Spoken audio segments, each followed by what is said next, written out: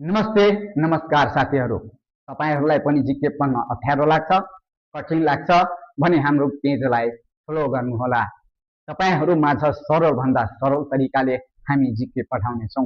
जिके पढाउने जिम्मेवारी हाम्रो, पढ्ने जिम्मेवारी तपाईको। यदि हामीले अलि पढाए भने तपाईले बढी बुझ्नुपर्छ र आफूलाई बढी भन्दा बढी मेहनत गर्नुपर्छ। हामीले जति राम्रो पढाएर मात्र हुँदैन, तपाईले पनि त्यही अनुसार मेहनत पनि गर्नु पर्यो। आज हामी कुरा गर्नेछौं प्रताप मल्लको बारेमा।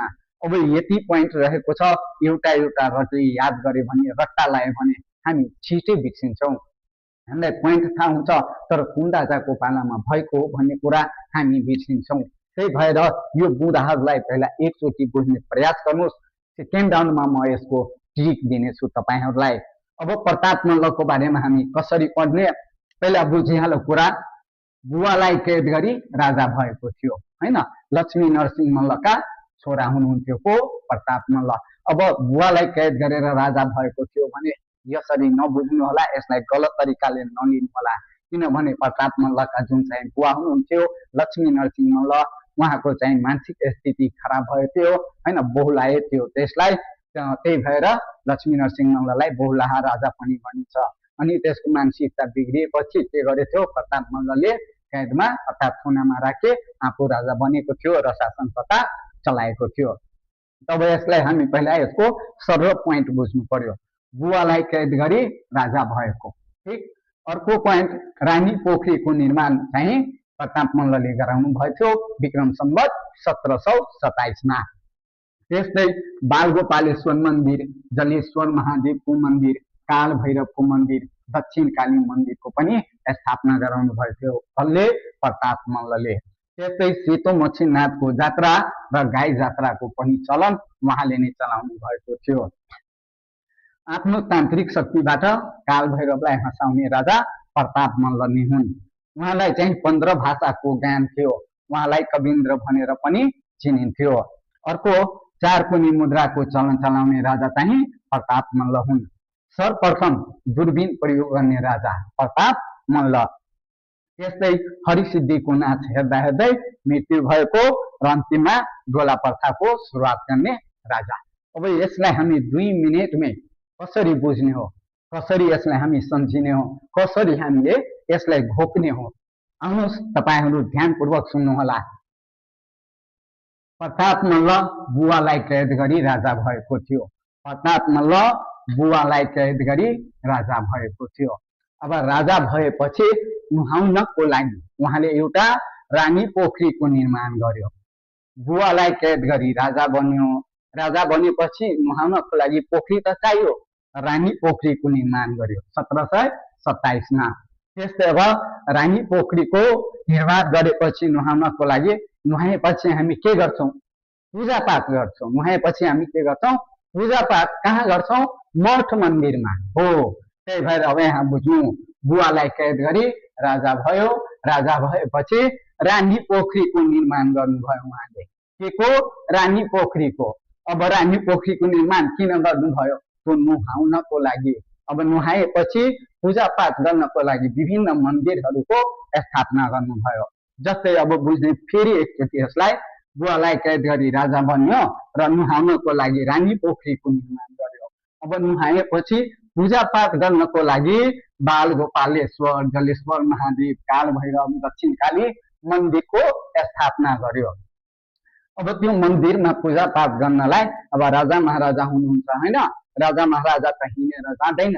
त्यही भएर सेतो, यहाँ बुझ्नु, सेतो गाईमा चढेर जानुहुन्थ्यो। गलत धारणाले नलिनु होला, हामीले सजिलो बनाउनको लागि मात्र सेतो गाई सम्झेछौं। यो मन्दिरहरूमा पूजा गर्नको लागि केमा चढेर जानुहुन्थ्यो, उहाँ एउटा सेतो गाईमा चढेर पूजा गर्न जानुहुन्थ्यो। अब सेतो गाईमा पूजा गर्न जानुहुन्थ्यो कहाँ कहाँ, यो मन्दिरहरूमा। त्यसमध्ये एउटा हामीले बुझ्नु पर्यो, काल भैरव। यति राम्रो तरिकाले पूजा गर्यो, त्यहाँ आफ्नो तान्त्रिक शक्तिद्वारा काल भैरवलाई प्रसन्न पारिदियो, हँसाइदियो। कसले, प्रताप मल्लले। सेतो गाईमा कहाँ जान्थ्यो, पूजा गर्न मन्दिरहरूमा। त्यस्तै काल भैरवलाई के गर्यो आफ्नो तान्त्रिक शक्तिद्वारा हँसाइदियो। अब हँसाएपछि के भयो काल भैरव एकदमै प्रसन्न भयो, खुसी भयो अनि प्रताप मल्ललाई 15 भाषाको ज्ञान प्रदान गर्यो अनि कवीन्द्र उपाधि चाहिँ प्रदान गर्यो। के गर्यो 15 भाषाको ज्ञान पनि प्राप्त गर्यो र कवीन्द्र उपाधि गर्यो, के अरे कवीन्द्र उपाधि प्रदान गर्यो। त्यसपछि अब प्रताप मल्लले के गर्यो 4 कुने मुद्राको चलन चलायो। 4 कुने मुद्राको चलन चलायो। त्यो मुद्राले एउटा दूरबीन किन्यो। के गर्यो एउटा दूरबीन खरिद गर्यो। त्यो दूरबीनले हरिसिद्धिको नाच हेर्यो। के गर्यो त्यो दूरबीनले हरिसिद्धिको नाच हेर्यो र त्यो दूरबीनले हरिसिद्धिको नाच हेर्दा हेर्दै के भयो उहाँको मृत्यु भयो। अब मृत्यु भएपछि हामी केमा लग्छौँ बुझिहाल्ने हैन, लजिकको लागि मात्र बुझ्नुपर्ने हो।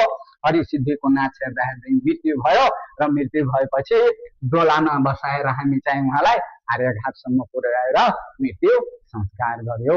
एकचोटि अझै बोल्नु होला। अब एकचोटि सर्टमा भनिरहेछु म। प्रताप मल्ल बुवालाई कैद गरी राजा बन्यो हैन। राजा भएपछि नुहाउनको लागि रानी पोखरीको निर्माण गर्यो। अब नुहाइसकेपछि पूजापाठ गर्नको लागि बालगोपालेश्वर, जलेश्वर महादेव, काल भैरव, दक्षिणकाली मन्दिरको स्थापना गर्यो। त्यो मन्दिरहरूमा चाहिँ पूजा गर्नको लागि सेतो गाईमा बसेर, अर्थात् सेतो भन्नाले सेतोमा चिन्ह र गाई भन्नाले गाई जात्रा, सेतो गाईमा बसेर मठ मन्दिरहरूमा पूजा गर्न जानुहुन्थ्यो। यति राम्रो तरिकाले पूजा गर्यो कि आफ्नो तान्त्रिक शक्तिद्वारा काल भैरवलाई के गर्यो हँसाइदियो। अब काल भैरव चाहिँ हँसेपछि प्रसन्न भएपछि प्रताप मल्ललाई 15 भाषाको ज्ञान प्राप्त के अरे 15 भाषाको ज्ञान उहाँलाई हैन प्राप्त गर्नुभयो र कवीन्द्र उपाधि प्राप्त गर्नुभयो।